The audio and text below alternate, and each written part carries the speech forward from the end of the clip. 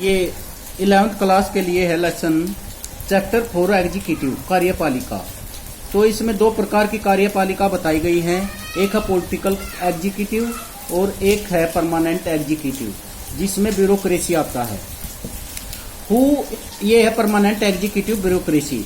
Who implements the decision of the minister, इन मंत्रियों के फैसले को लागू कौन करता है।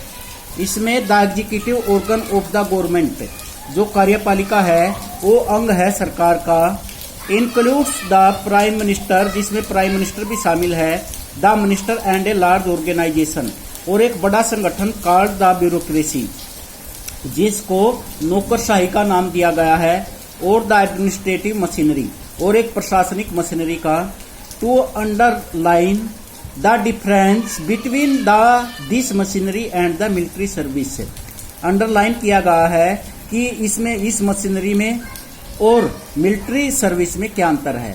It is described as civil service, इसको नाम दिया गया है सिविल सर्विस का। Trained and skilled officer, trained और स्किल्ड कौशलता है जिनके पास, वो अफसर। Who work as permanent employees, वो कार्य करते हैं परमानेंट एम्प्लॉयज के रूप में। Of the government are assigned, और सहायता प्रदान करते हैं और मूल्यांकन करते हैं। असाइंड का अर्थ है मूल्यांकन। The task of assisting the ministers, जो कार्य करते हैं, जो सहायक है मंत्रियों के। इन फार्मुलेटिंग पॉलिसीज, जो पॉलिसियों का निर्माण करते हैं। एंड इम्प्लीमेंटिंग दीज पॉलिसीज, और लागू करते हैं इन नीतियों का। In democracy the elected representative and the minister are in charge of government, लोकतंत्र में चुने हुए प्रतिनिधि और मिनिस्टर इंचार्ज हैं सरकार के। And the administration is under their control, और प्रशासन उनके नियंत्रण में है। एंड सुपरविजन, उनकी देखरेख में है। In the parliamentary system the legislature also exercise control, legislature भी, विधायिका भी कार्य करती है किसके नियंत्रण में, ओवर द एडमिनिस्ट्रेशन, ये नियंत्रण स्थापित करती है प्रशासन पर। द एडमिनिस्ट्रेटिव ऑफिसर, जो प्रशासनिक अधिकारी हैं, can not act in वोलेशन of the policies, ये भाई वोलेशन, उल्लंघन नहीं कर सकते किसका, जो नीतियां निर्मित की गई हैं। अडोप्टेड बाय द लेजिस्लेचर, जो अपनाई गई हैं किसके द्वारा, विधायिका के द्वारा। It is the responsibility of the minister, ये मंत्रियों की जिम्मेदारी है। टू रिटेन पॉलिटिकल कंट्रोल, कि वो राजनीतिक नियंत्रण स्थापित करे, और द एडमिनिस्ट्रेशन, प्रशासन पर। India has established professional administrative, Bharat में स्थापित किया गया है व्यवसायिक प्रशासनिक ढांचा, machinery. At the same time this machinery is made politically accountable, यह जो मशीनरी है यह बनी है राजनीतिक जिम्मेदारी से। The bureaucracy is also expected, जो नौकरशाही है वो भी आशा करती है, टू बी पॉलिटिकली न्यूट्रल, कि वो क्या करे भाई, राजनीतिक रूप से वो न्यूट्रल रहे, वो किसी भी पक्ष में न जाए। This mean that the bureaucracy will not take any political position on policy matters, भाई किसी भी उसमें शामिल नहीं हो सकती राजनीतिक मामले में। In a democracy it is always possible, ये संभव है, that a party is defeated, अगर एक पार्टी हार जाती है, इन इलेक्शन, चुनाव में। And the new government wants, अगर नई सरकार चाहती है, to opt for new policies, नए नीतियों को बनाना, in the place of policies of the previous government, जो पहले वाली सरकार ने बना रखी थी। In such a situation it is the responsibility of the administrative machinery, यह जिम्मेदारी है प्रशासनिक मशीनरी की। टू फेथफुल्ली, कि फेथफुल्ली रूप से, कृतज्ञ रूप से, एंड इफिशिएंटली रूप से पार्टिसिपेट करे इन ड्राफ्टिंग, बनाने में, the policy and in its implementation, और इनको लागू करने में। The Indian bureaucracy today is an enormously, जो भारतीय नौकरशाही है ये विशाल रूप से कॉम्प्लेक्स सिस्टम है, बहुत ही जटिल व्यवस्था है। It consist of the all India services, ये संबंध रखती है ऑल इंडिया सर्विस से। स्टेट सर्विस से employees of the local government, जो स्थानीय सरकार के कर्मचारी हैं, and technical and managerial staff and staff running public sector, जो चलाते हैं पब्लिक सेक्टर को। अंडरटेकिंग ये है makers of our constitution were aware of the importance, जो हमारे संविधान को बनाने वाले थे वो अवेयर थे, जागरूक थे किसके बारे में, the importance of non partisan and professional bureaucracy के बारे में।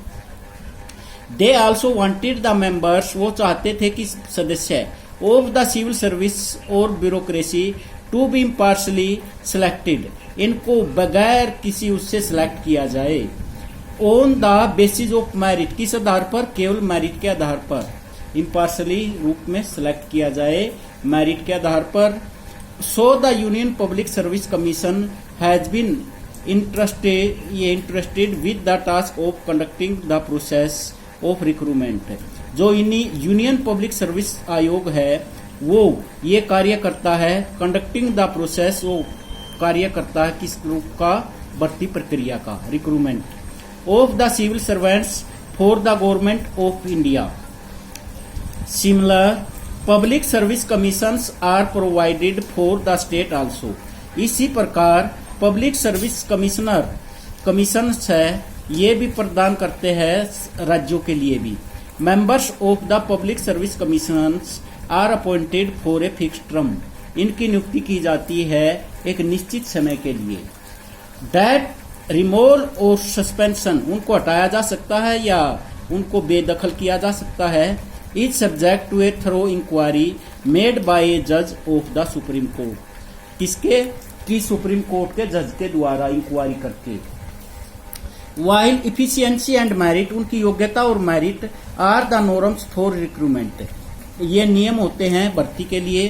द कॉन्स्टिट्यूशनल इंश्योर, जो संविधान है निश्चित करता है, that all sections of the society, जो सभी सेक्शन है समाज के, इंक्लूडिंग द वीकर सेक्शन, जिसमें कमजोर वर्ग भी शामिल है, हैव एन अपॉर्चुनिटी, उनको एक अवसर मिलता है, to be part of the public bureaucracy, कि वो भी पार्ट बन जाए पब्लिक ब्यूरोक्रेसी के, नौकरशाही के। फॉर दिस प्रपोज, इस उद्देश्य के लिए the constitution has provided for reservations of jobs, इस उद्देश्य के लिए संविधान प्रदान करता है रिजर्वेशन, आरक्षण नौकरियों में, for the Dalits and Adivasis, दलितों के लिए भी और आदिवासियों के लिए भी। सब्सिक्वेंटली लगातार रिजर्वेशंस, जो आरक्षण है, हाउ आल्सो प्रोवाइडेड, ये प्रदान किया गया है, for women and other backward classes, औरतों के लिए भी और दूसरी जो बैकवर्ड क्लासेज हैं उनके लिए भी। दिस प्रोविजन, ये प्रावधान इंश्योर निश्चित करता है, that the bureaucracy would be more representative, कि जो हमारी नौकरशाही है वो होनी चाहिए बहुत ही प्रतिनिधित्वात्मक, एंड सोशल इनइक्वालिटीज, इसमें सामाजिक असमानता विल नॉट कम, इसमें न्याय, in the way of recruitment, भर्ती के समय, ऑफ द सिविल सर्विस के समय। अब इसकी क्लासिफिकेशन है, इसका वर्गीकरण है ऑफ सिविल सर्विसेज का। इसमें all India services, Indian administrative services, Indian police service, ये ऑल इंडिया सर्विस के अंदर आती हैं। इसमें central services, Indian foreign service, Indian revenue service, ये इसके अंतर्गत आते हैं। स्टेट सर्विस के अंदर सेल टैक्स ऑफिसर, जो सेल टैक्स के अफसर होते हैं वो इसके अंदर आते हैं। Person selected by the UPSC for Indian administrative service and Indian police service constitute the backbone of the higher level bureaucracy in the states, जो कर्मचारी सिलेक्ट किए जाते हैं बाय द यूपीएससी के द्वारा फॉर इंडियन एडमिनिस्ट्रेटिव सर्विस में and Indian police service में, constitute, वो संबंधित हैं, द बैकबोन है, वो रीढ़ की हड्डी हैं, ऑफ द हायर लेवल्स के, जो ऊंचे स्तर के होते हैं नौकरशाही में, इन द स्टेट्स, राज्यों के अंदर। यू मे नो, आप जानते हो, the collector of A district is the most important officer of the government, ये सरकार का बहुत ही महत्वपूर्ण अफसर होता है एट द डिस्ट्रिक्ट लेवल पर। डू यू नो, क्या आप जानते हो, that the collector is normally an IAS officer, collector एक आईएएस अफसर होता है, and that the officer is governed by the service condition laid down by the central government. और इसको सारी सर्विस कंडीशन होती हैं वो किसकी होती है, सेंट्रल गवर्नमेंट की।